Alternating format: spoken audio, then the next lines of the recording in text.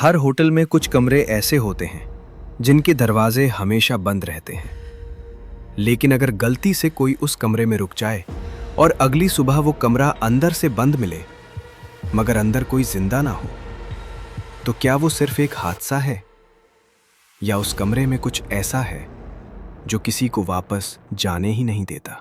शहर के बाहरी इलाके में बना होटल शांति विला कभी अपनी खूबसूरती और शांति के लिए जाना जाता था, लेकिन उस चमक के पीछे एक ऐसा सच छुपा था जिसने इस होटल को हमेशा के लिए खामोश कर दिया।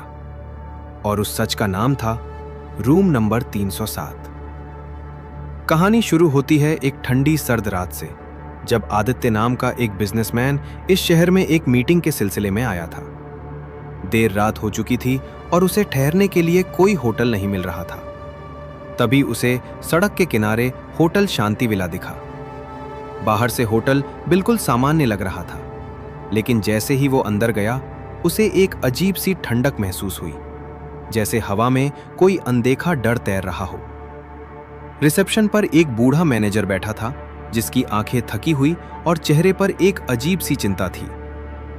एक रूम चाहिए, आदित्य ने कहा। मैनेजर कुछ पल चुप रहा, फिर बोला, सिर्फ एक कमरा खाली है, 307।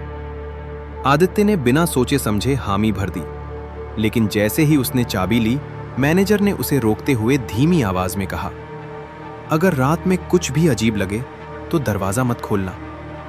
आदित्य ने इसे मजाक समझा और हंसते हुए लिफ्ट की तरफ बढ़ गया। तीसरी मंजिल पर पहुंचकर उसने रूम 307 का दरवाजा खोला। कमरा साफ सुथरा था, लेकिन उसमें एक अजीब सी बदबू थी, जैसे कुछ सड़ा हुआ हो। उसने खिड़की खोली, एयर फ्रेशनर स्प्रे किया और खुद को आराम देने की कोशिश की। रात के करीब 1 बजे जब वो सोने की कोशिश कर रहा था, अचानक उसे बाथरूम से पानी गिरने की आवाज सुनाई दी। उसने उठकर देखा, नल अपने आप खुला हुआ था। उसने उसे बंद किया और वापस बिस्तर पर आ गया। लेकिन जैसे ही उसने आंखें बंद की, उसे किसी के चलने की आवाज सुनाई दी, धीमी, भारी, जैसे कोई उसके कमरे में ही घूम रहा हो। उसने तुरंत लाइट ऑन की, लेकिन वहां कोई नहीं था। अब उसका दिल तेजी से धड़कने लगा था। रात के 2:30 बजे अचानक उसके फोन पर एक मैसेज आया, रूम 307 छोड़ दो। आदित्य चौंक गया। ये मैसेज किसने भेजा? नंबर अनजान था। उसने रिसेप्शन पर कॉल करने की कोशिश की, लेकिन फोन काम नहीं कर रहा था। तभी दरवाजे पर दस्तक हुई। कौन? आदित्य ने पूछा। कोई जवाब नहीं। दस्तक फिर हुई, इस बार और तेज। मैनेजर की बात उसके दिमाग में गूंजने लगी, दरवाजा मत खोलना। लेकिन डर और जिज्ञासा के बीच उसने धीरे धीरे दरवाजा खोल दिया। बाहर कोई नहीं था। कॉरिडोर पूरी तरह खाली था। लेकिन जैसे ही उसने दरवाजा बंद करने के लिए पीछे मुड़ा, उसका खून जम गया। कमरे के अंदर बिस्तर पर कोई बैठा था, एक औरत। उसके बाल चेहरे पर फैले हुए थे, कपड़े गीले थे और उसकी गर्दन एक अजीब कोण पर मुड़ी हुई थी। आदित्य के मुंह से आवाज नहीं निकली। औरत ने धीरे धीरे अपना चेहरा उठाया। उसकी आंखें पूरी तरह काली थीं। तुमने दरवाजा क्यों खोला? उसने फुसफुसाते हुए कहा। आदित्य पीछे हटने लगा, लेकिन उसके पैर जैसे जम गए थे। औरत धीरे धीरे उठी और उसकी तरफ बढ़ने लगी। हर कदम के साथ कमरे की हवा भारी होती जा रही थी। अब तुम जा नहीं सकते। अचानक लाइट बंद हो गई।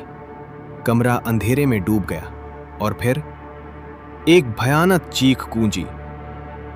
अगली सुबह होटल स्टाफ ने देखा कि रूम 307 का दरवाजा अंदर से बंद है। कई बार खटखटाने के बाद भी कोई जवाब नहीं आया। आखिरकार दरवाजा तोड़ा गया। अंदर का दृश्य देखकर सबके होश उड़ गए। आदित्य का शरीर फर्श पर पड़ा था।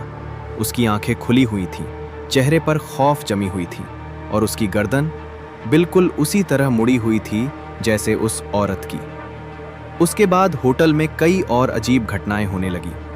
जो भी रूम 307 में ठहरता वो अगली सुबह जिंदा नहीं मिलता। कुछ ही महीनों में होटल पूरी तरह खाली हो गया और फिर हमेशा के लिए बंद कर दिया गया। आज भी उस होटल के बाहर से गुजरने वाले लोग कहते हैं कि तीसरी मंजिल की एक खिड़की में रात के समय एक परछाई दिखाई देती है और कभी-कभी रूम नंबर 307 का दरवाजा अपने आप खुलता और बंद होता है, जैसे कोई आज भी अंदर आने का इंतजार कर रहा हो।